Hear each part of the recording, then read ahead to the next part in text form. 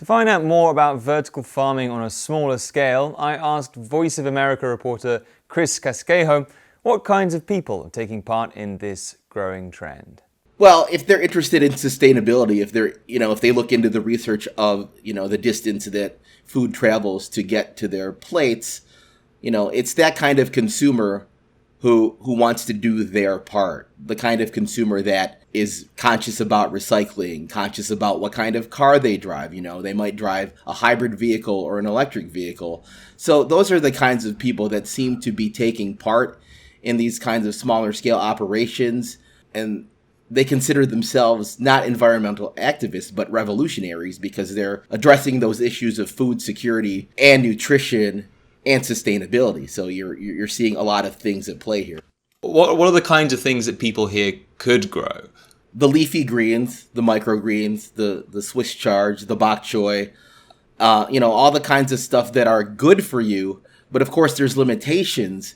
You can't grow wheat or rice in sort of this vertical situation. So those are the things that you can grow on your own.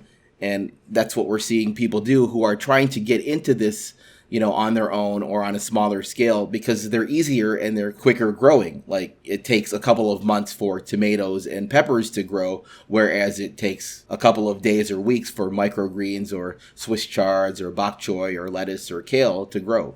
What would be your advice to someone who wanted to kind of start doing this for themselves? Start small. You can start growing herbs like basil, and then work your way up to the more branchy herbs, and then the greens you can grow in jars in your own home.